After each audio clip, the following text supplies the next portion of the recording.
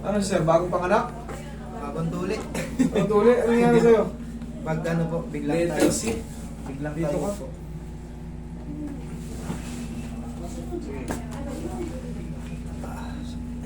Ano nangyari? Nung Friday. Friday, ano ngayon? Martes. Saturday, 4 days. Sunday, 4 days ka pa lang.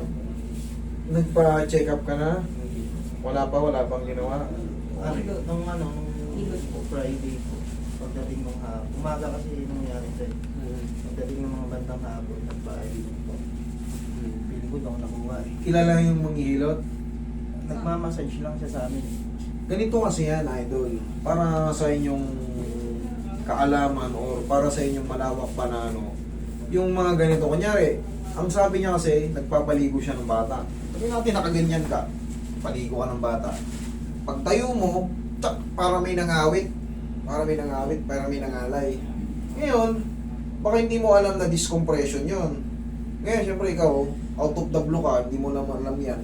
Pinahilot mo ngayon. Ngayon yung gagawin ng manghihilot, na mga regular na manghihilot, kung saan yung masakit, Yun, yan, finish ng finish. yan. Ngayon, ikaw naman, sarap na sarap ka pa pag nakadapa ka pa. Pero kinabukasan yan, tatabingi ka na. Bakit? Sobrang pamamagana. Katulad na ngayon, tignan mo, iihi ka lang sa sarili mo, inagabayan ka pa. Hindi mo na kaya, kahit sariling pagtayo mo, pag-upo mo, hirap na hirap ka na. Ngayon, pagampagana yan, pagampagana yan. Pero haplusan mo muna ng pao. Isang linggo mo pwedeng hinday na ito. Pagka-adjust ko yan, ihina lang yung pain yan. Yung ganitong pain, mababawasan yan siguro mga 70%. May matitira pang 70%. Pero, habang lumilipas yung mga araw, di ba nakaganyan ka ngayon? After 3 days, nakaganyan ka na yan. 4 days, 5 days, 7 days, normal na ulit. Alin na? Ang buo na eh. Parang buo na. Sige nga, higa ka, patagilid. Yan, mas Pag manual. nakaganto kasi ako, boss, hindi na ako makabaling. Sige, titignan natin. Ganyan ka. Ganyan ka muna. Kasi pag hindi to na-adjust, pag hindi na-decompress to, habang buhay ka na ganun. Tapos, mamamanid yan. Mamamanid na yan. Pansin ko parang hindi ka pantay yung tayo mo. Bossing, tingnan mo nga, nakaganon ka na oh. Tingnan mo sa din Nagsilid ka. Pag ganun ka oh. Inano ko to sa ano, papatherapy ko sa ang Oh. ano agad nila. Hindi pa nila napapansin. Sabi, picture pa lang sabi, scoliosis daw. Hindi, kasi hindi pa naman kasi ano eh, hindi mo pa naman sinabi yung ano eh, hindi ka pa naman na-assess ng tuluyan eh. Ay, nung Hindi, sinabi ko sa kanila yung yung nangyari. Kasi sinabi nila, scoliosis daw. So, ano ngayon, pag scoliosis? Kaya sabi ko, dito muna ako kay Master po na. Sige. Pa-therapy ka para lalo ka mamubog. Relax lang. Kung lalaman. Kung kaya ako sumunod.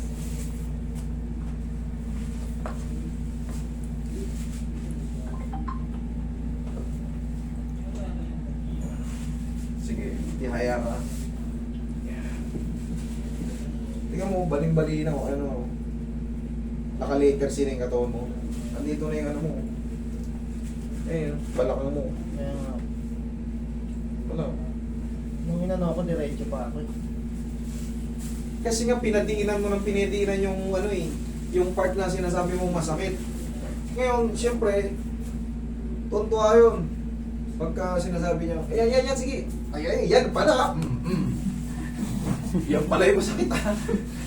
Dididiinan ko hanggang sa kinabukasan yan, talagang bengkong ka talaga yan. Para hindi na maulit to, huwag niyo ipapahilot yung part na masakit. Hindi nila alam yung discompression. Ang alam lang nila, lamig. Lamig yan. Kasi nagpaligo ka, nabasa ka. Kabilang side. Sige. Sige, testing. Sige, testing. Yeah. Kaya naman pala eh. Sabi Ha? ko hindi sabi. Sabi mo hindi. Testingin mo muna eh. Masyado kang natatakot eh. Tapos nga yan, habang lumilipas yung mga araw, ganyan ka ngayon. Tapos bumili ka ng ano, Ako, for the meantime. Napanood ko Order sa ka na. TikTok kayo. Ayan, bagay sa'yo, double XL ka. Ano yung boss? Pwede kong dali dito para... Oo. Ayun. Pero hindi, alam mo, one shot ka lang sa akin. Observan mo lang muna ito 1 linggo. Pag lumipas ang 1 linggo, Master, may natira pa, pwede tayo mag-second session. Pero pag, okay na ako, Master eh. O ano bang babalikan mo? Okay na yun. Okay? Tsaka mag-iingat kayo sa ano. Hindi ko po sinisiraan lahat ng mga kagaya kong maghihilot. Kasi kayo ang napipirwisyo. Mag-iingat kayo sa pupuntahan nyo. Okay, reviewin nyo muna. Hindi pwedeng ano lang, kasi ito, malulumpo ka nito.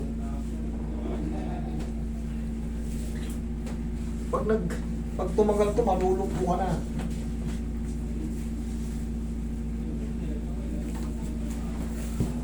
Ay, masakit. Hindi ko may Oo, kaya mo yan. Hindi sabi hindi.